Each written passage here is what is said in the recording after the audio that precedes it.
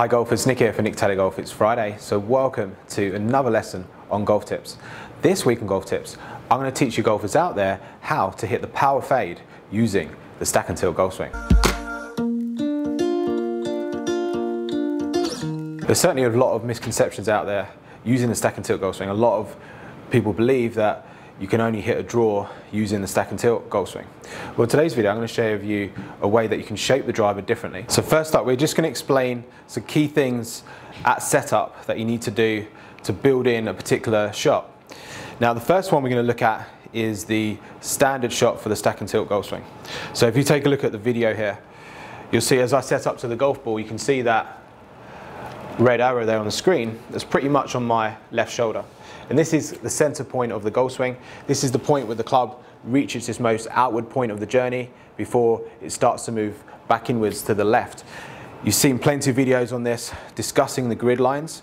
So this is that center point of the grid, the tangent point of the grid, where the club is kind of reached the lowest point of the arc. It's kind of going to be pretty close to a zero angle of attack and a zero swing path. If you keep the club on plane using the stack and tilt golf swing, using the grid, the draw is built in or the fade's built in depending on where the shoulder is in relationship to the golf ball. So impact, if you manage to get that red arrow on the left shoulder, so basically the left shoulder in line with the ball and the club and the left arm pretty straight, then you're going to deliver a pretty straight swing path into the golf ball as long as you keep the club on plane. Now if you have the left shoulder more in front, you're going to catch that ball slightly on the downward hit and slightly on an in to out path. So with the driver, you want to be pretty neutral with the swing path, but by having the left shoulder in front, that's going to deliver into out. By having the left shoulder behind, the club path is actually going to start to move more to the left. So the left shoulder is the center point of the golf swing. It's so key. And that's why using the grid system with an iron, everyone has the ball behind the left shoulder. It's much easier to hit down and into out. And that's why the draw is built into the stack and tilt system. However, there are things you can do to change the ball flight. I've done plenty of videos using the irons, changing the ball position, changing your alignment. Today's video, we're going to talk about just the driver, and we're going to talk about how you can change your setup to predict a different ball flight. So whether I'm hitting a push draw or a power fade, I'm going to hit the same swing. I'm going to swing the club exactly the same. I'm just going to change the way I set up here. So let's play the draw shot first. Now, so at setup here, I'm just going to get that red line pretty much on the golf ball. And if I can deliver that left shoulder at the ball, or just ahead of it, then I'm going to swing slightly into out. I know in my golf swing that as I hit the golf ball, my left shoulder moves slightly forward and upwards. So I know that when I set up here, I've got to be careful that I don't have the left shoulder too far forward. If I have it too far forward, I'm actually going to hit more down and more into out, which I don't necessarily want with the driver. So in my standard shot and my push draw, I'm actually going to get the left shoulder just behind that arrow. So then as I hit the golf ball, my left shoulder should be bang on it as I hit it, or even just slightly ahead. So this would be kind of my sort of standard swing or standard push draw swing with a stack and tilt golf swing. So that would be my standard swing for the stack and tilt golf swing. We're going to take a look at the videos later and take a look at the swings in a little bit of detail there. But as I set up there, I had pretty much the left shoulder just behind that arrow. So I knew that as I hit the golf ball, my left shoulder moves forward and upwards. So it should be very straight into the golf ball, maybe even slightly into out. Let's take a look at that data. So you can see on the screen there, the data. So that was just an easy swing. The ball flight was straight. The angle attack was exactly zero.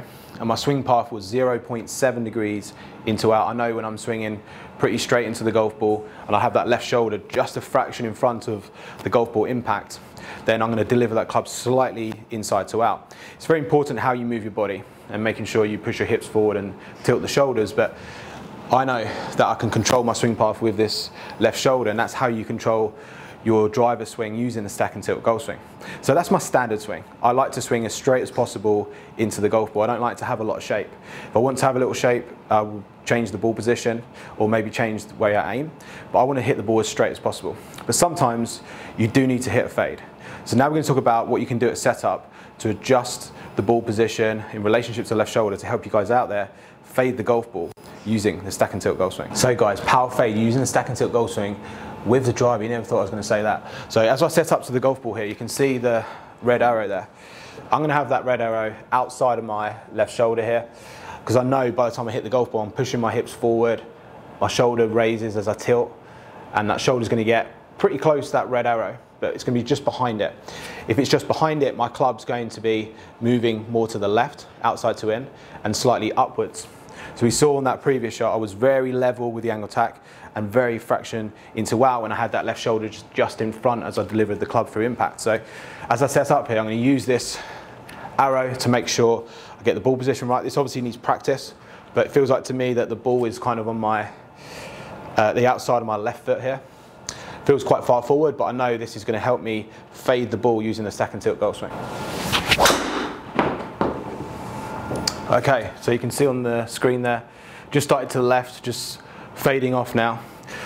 So yeah, useful shot. You're going to need to shape the golf ball when you're out on the golf course, and knowing how to do that and knowing how to set up and position it to help you produce different ball flight. As you can see on the screen there, that one there just started left of the line, just faded, just past it a little bit. So just looking at the data there, guys, interesting comparison. So the ball strike was very similar on the face. However, big difference there in the angle of attack. So we saw with my standard swing, I was 0 with the angle of attack when I had pretty much the golf ball on my left shoulder. As soon as I had that ball further forward, my club started to move more upwards at 2.7 degrees. Also, there's a strong correlation between the angle attack and the swing path, which we saw first time around was very close to 0. This time it's within a degree again. We're 2.1 degrees out to in, because as that club passes the left shoulder, it's starting to move out to in and starting to move more upwards. So with a driver, you expect that. Swinging the club on a 45-degree angle roughly, the amount you hit down should be the amount you hit into out, and the amount you hit up should be the amount you hit out to in. So I explained there on the video the differences at setup, and then I hit those two shots, and you saw the difference between the first swing was slightly inside to out and the second swing was slightly out to in. That's how I change my setup to help me predict a different ball flight. Now let's take a look at the swing in a little bit more detail, just to help you guys understand this a little bit more. First up here, on the right hand side, this is the second shot I hit, which was my 2 degrees out to in swing. And then on the left hand side, this was my 0.7 degrees into out. So I've just put a line there going up from the golf ball. Now I'm going to put a circle kind of in the middle of the shoulder, just to give you guys some sort of idea of how I set up to the golf ball here. So what you'll notice on the left hand side there, I've got the ball position in relationship to the shoulder at the front of my shoulder. As I said on the video there, I know I move my shoulder a bit further forward as I hit the golf ball. So I kind of have the ball just on the outside of my shoulder to deliver a pretty straight angle of attack and swing path into the golf ball. On the right hand side there, you can see how much further back my left shoulder is to accommodate the swing path coming across the golf ball and slightly upwards that we saw on the club data there. These two swings were almost identical, but the difference being the kind of the delivery of the club as I hit the golf balls. As you can see here, kind of similar. Played them out at the same time there. You can see very similar swings. Now, let's have a look at what happens here at impact. So let's just unlock these here. So if we go back to the frame before impact here. Now this is interesting. Now I'm going to put a red circle back on my shoulder where it was coming into impact on the slightly into out swing in red there, and then a slightly outside to in swing. You can see where the shoulder is. So in both occasions there, the shoulder's kind of moved upwards and forwards as it delivers into impact. The difference being on the left hand side here, we're going to do this in blue, my shoulder is just past that red line, and that delivers the club slightly inside to out, whereas on the right hand side, let's do this in green, you'll see how the green arrow there is behind the yellow line, and it's a bit further more behind the yellow line than the blue one is in front of the red, and that also makes a difference, right? The further back the shoulder, the more out to in and the more upward the angle of attack would be, and we saw that was over 2 degrees upwards and out to in on the right hand side, whereas on the left hand side is very level angle of attack and 0.7 degrees into out. So it just shows you how important that left shoulder is as we hit the golf ball. So it's important that you keep your arms straight and you swing on plane. These swings were virtually identical, but I know by staying on the grid, keeping my swing on plane, I'm going to change the delivery of that club into the golf ball. So hopefully guys, that's given you a little insight into how I shape the golf ball using the stack and tilt golf swing.